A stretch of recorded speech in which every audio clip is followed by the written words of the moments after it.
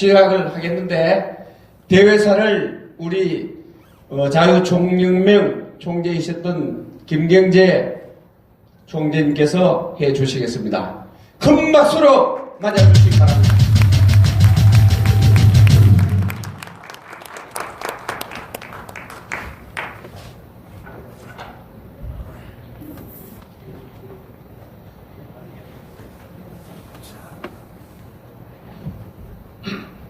안녕하십니까. 시간이 많이 지났기 때문에 간단하게 정광훈 목사님의 명의에 의해서 대회사에 관한 몇 가지 말씀을 올리겠습니다. 우선 유튜브 대회를 한 것에 대해서 여러분의 노고에 축하드립니다. 인류 역사상 모든 역사가 종이로 기록이 되었습니다. 저 한 3000년 전에 에집트의 파피루스라는 종이죠. 그 종이가 인류의 역사를 쭉 기록해 왔고, 그것이 발전돼서 지금도 그 종이의 일종인 신문이 경영을 하는데 상당히 어려움에도 불구하고 꾸준히 신문이 전 세계에서 나옵니다. 그런데 요새 그 신문을 압도하는 게 바로 여러분이 하신 유튜브입니다. 독재 정부가 아무리 국민의 눈과 귀를 막는다고 할지라도 여러분의 유튜브가 모든 국민과 세계에 있는 교포와 전 세계 자유와 평화를 사랑하는 전 세계 사람들에게 퍼지는 한 독재는 절대로 오래갈 수 없다는 것을 다시 한번 확인합니다. 우선 본론을 말씀드리기 전에 여러 문제 하셨지만 코로나 때문에 고생하시는 대구 경북 주민들, 그리고 종교의 자유가 있습니다. 유사종교니 뭐니 하는 비난에도 불구하고 아무튼 신천지에 끼어가지고 잘못된 질환에 근처에 있었다는 것 때문에 애매하게 고생하는 신천지 교민 여러분, 주민 여러분, 이 사람들, 그리고 그것 때문에 고생하는 전국의 많은 의료인들, 지금도 대구로 경북으로 쫓아가는 그 의료인들, 이 모든 사람들에게 여러분 힘찬 격려의 박수를 한번 보내주시기 바랍니다. 바로 이 부탁은 정광훈 목사님께서 해라고 해서 한 겁니다. 제 창안이 아니고요. 요새 제가 여러분의 그 유튜브에서 때로는 가끔 좀 씹히고 논란이 되고 하는 것을 최근에 발견했습니다. 그 주역이 한 사람이 여기 저 앉아있는데, 성아몽이라는 사람이 앉아있는데, 제가 유튜브 근처에 등장한 한 10여 년 동안에 그렇게 욕을 많이 먹지 않았습니다. 가끔 욕을 하는 것이 옛날 제가 속했던 민주당 김대중 캠프에 있었던 사람들이 세상에 다 김대중을 버렸을지언정 니는 버릴 수 없지 않느냐 해서 배신자라는 딱지를 많이 붙여왔는데, 내가 배신한 게 아니라 김대중 씨가 나를 버렸다 하는 얘기를 한 몇 차례 하니까 요새 그게 싹 없어졌습니다. 그래서 가끔 제가 먹는 욕이 그건 날살이나 먹었는데 집에 가서 조용하지 뭐하러 그걸 떠들고 나오냐 하는 비판이 주로 있습니다. 그래서 저도 사실은 70고개를 넘어서 몇 년 후면 이제 80을 바라보는데 어지간하면 조용히 하고 싶습니다만은 이 나라가 저를 조용하게 하기 어렵게 해서 가끔씩 나옵니다. 그래서 제가 얘기 안 해도 좋으면 집에 가서 편안히 쓰고, 제가 본업을 스스로 자체는 글쟁인데 글이나 쓰고 살면 좋겠는데 이 현실이 그러지 않기 때문에 그 정도의 비판은 그냥 수용합니다. 그런데 이번에 정광훈 목사님의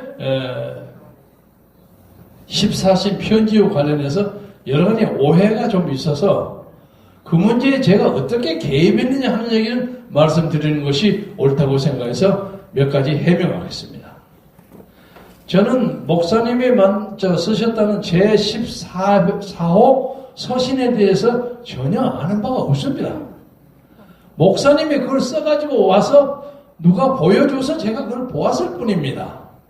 그리고 여기 김문수 지사 계시지만은 지난 3월 며칠 날 정경원 목사님이 김문수 지사하고 저하고 같이 오후 7시에 면회를 오라는 지시가 왔습니다. 그래서 갔더니 이러고서 사람들이 많이 계셨어요. 그래서 그 사람들 적당히 인사를 하고 좀 우리가 얘기할 것이 있으니까 잠깐 나가주십시오. 해서 거기에 계셨던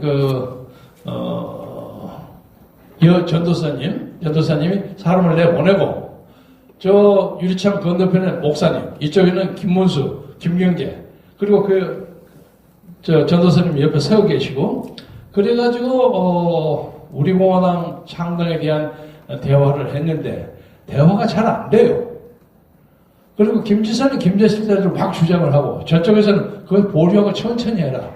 그래서 저는 이 김지사는 지금 그것을 인정할지 안 할지 모르지만은, 지난 한 10년 이상 제가 친정동에서는 가까이 했던 사람입니다. 제가 같은 경주교시고, 부인이 제 고향 순천 사람이고, 장인이 제 선거운동을 많이 도와줬던 초등학교 교장 선생님이고, 아주 친해요, 제가. 그래서 제가, 김문수는 저를 만날 때 항상 형님 그럽니다. 야, 김지사, 그러니까 이걸 참아라 하는데, 열심히 주장을 하더라고요. 그래서 그 열기가 참, 꺾기가 미안해서, 아니, 목사님하고 둘이 얘기하시오. 내가 그거 빠져버렸어요. 나왔어요, 그냥. 나중에 두 분이 어떻게 됐는지 잘 모르겠는데, 그 현장에 계셨던 남 전도사님이 나중에 아이고 얘기가 그냥 끝났어요. 잘 안 되고 막 책상을 치고 어쩌고 해도 잘 안 돼요. 그리고 저에게 전화가 왔었어요. 그러면서 하는 말이 오늘 처음으로 공개합니다만은 김문수 지사가 이 계획을 실패하면 목사님은 영성 기도원으로 돌아갈 수 있지만은 나는 갈 데가 없습니다. 그러니까 저는 이걸 반드시 해야 되겠습니다. 이러더라는 거예요. 그래서 그거 말을 좀 지나쳤네. 그리고 난 다음에 아침에 조원진 의원하고 같이 가서 신당 발표를 하시더라고요. 저는 그 사건의 관계가 그것이지 김문수를 방해한 것이 하나도 없습니다. 그런데 그 과정에서 당장은 그 얘기 한마디도 안 하고 그 뒤에 있는 성아무개라는 사람이 오늘 아침 보니까 제가 대학 2학년 때 태어난 사람이더라고요. 제 아들뻘 되는 사람이 뭐라고 유튜브에서 얘기하는 거 이러쿵저러쿵 제가 얘기 안 하겠습니다만은 적어도 그 문제의 제14호 문서가 정광훈 목사님에 의해서 친서를 쓰고 서명한 것은 분명해졌습니다. 그래서 그 문제의 해석 여부는 조금씩 다룰 수 있을지 모르지만은 저는 오늘 이 자리에 또 김문수 지사가 또 오시고 있었으니까 이 문제에 대해서 유튜브 앞에서 국민과 우리 동지들 옆에 잘못했다고 사과하고 우리 공화당 만든 것에 대해서 없는 걸로 취소하고 다시 이쪽으로 돌아와서 전혀 그런 거 없는 것처럼 같이 했으면 좋겠다고 생각하는데 여러분 그렇게 생각하십니까? 저는 이제 문재인에게 얘기 좀 돌리겠습니다. 이명박은 미국 쇠고기 파고동 때문에 망했고 뭐 좋든 나쁘든 맞든 그러든 간에 흔히 하는 얘기로 박근혜 대통령은 세월호 때문에 망했다. 그런 얘기가 있는데 이 문재인 씨는 무엇 때문에 망했다고 할지 여러 가지가 많아요. 예를 들면 무슨 울산 선거 때문에 망했다. 소득 주도 성장 때문에 망했다. 뭐 북한의 애걸복걸한 4대 외교 때문에 망했다. 아니면 코로나 때문에 망했다. 뭐 아니면 조국 때문에 망했다. 망한 것이 무지무지하게 많아. 그래서 이 사람은 정권이 언제 끝날지는 모르지만 그냥 가기가 상당히 어려운 사람이에요. 인간적으로 참 안 됐어요. 그리고 세상에 지난 4년 동안 저도 재판을 4번 받았습니다. 이게 전부 명예훼손, 선거법 위반 이런 재판을 받아서 4년 동안 없는 돈 많이 없었어요. 화평이라서 제 마누라는 세상을 먼저 떠났어요. 그런데 제가 4번 재판을 받았음에도 불구하고 한 번도 구속이 안 됐어요. 선거법 위반이라는 건 구속을 시키는 게 아닙니다. 선거 끝난 후에 시비를 거는 거예요. 근데 세상에 이런 놈은 엉터리 대통령이 어디 있습니까? 이 말이 안 되는 거예요. 자, 다른 얘기 하나만 더 하겠습니다. 우리가 세상 사람들이 문재인 간첩 그러는데 그거 얼마나 큰 모욕입니까? 그러면 그 사람 고소하고 잡아가야 될 거 아닙니까? 나가 간첩 아니다. 너 무슨 이유로 나를 간첩이라고 모욕하냐? 이 나쁜 놈 하고 잡아가서 윤석열한테 보내걸 말걸 해야 될 거 아닙니까? 그 얘기를 한마디도 안 해. 그러면 이것은 자기가 공산주의고 간첩이라는 것을 간접적으로 인정한 결과라고 되는데 이 말 맞습니까? 이런 사람이 우리의 선지자를 찾고 있어요. 그래서 우리가 이 위난을 이기기 위해서 자그마한 차이의 격리와 이간질을 극복하고 오직 한 길로 문재인 타도를 위해서 한 길로 가야 되기 때문에 자기의 개인적인 이해관계나 자기의 개인적인 친분관계를 없애고 오직 한 길로 가야 된다고 생각하는데 여러분 동의하시죠? 말씀을 마감하면서 한마디 드리겠습니다. 사람들이 김경재가 욕심이 많아서 이간질을 한다. 제 욕심 없습니다. 첫째, 저는 집행유예에 걸려있는 사람이기 때문에 출마도 못하는 사람이에요. 아시겠습니까? 저는 뭐 비례대표인지 자시고 그런 거 안 해요. 다만 정광훈이라는 선지자에게 감동받아가지고 그 양반을 열심히 도와주려고 합니다. 저는 정광훈 목사가 가지는 그 영광과 권위와 그 승리 옆에서 박수치면서 인생의 만족을 얻고자 하는 사람입니다. 출마의 자신이 그런 건 전혀 없는 사람이에요. 따라서 그걸 가지고 저를 비난하는 사람 오늘 자세히 들으시고 김경재 저 욕심내서 그런다 하는 말은 틀린 말이니까 그걸 빼주기 바랍니다. 저 자식이 이 말을 잘못한다거나 저거가 생긴 게 꼴 보기 싫어서 아주 기분 나쁘다든가 이런 욕하고 관계없어요. 그러나 없는 소리 만들고 얘기하면 죄받습니다. 요새 커뮤니케이션이 잘 안 돼서 목사님의 지시와 토론이 잘 안 됩니다. 그럼에도 불구하고 목사님이 변호사를 통해서 저에게 얼마 전부터 지시했던 그 어사이먼트 임무가 있는데 그것도 엊그제 변호사를 통해서 그거 어떻게 되느냐고 독촉을 하더라고요. 그것이 뭐냐? 현역 국회의원을 많이 영입해라 이겁니다. 어떤 방법으로 속내서라도 영입해라. 제가 그것 때문에 지금 빨리 가야 됩니다. 그런데 목사님이 하는 조건이 하나 있어요. 아무나 영입하지 말아라. 명분이 있는 사람을 해야 한다.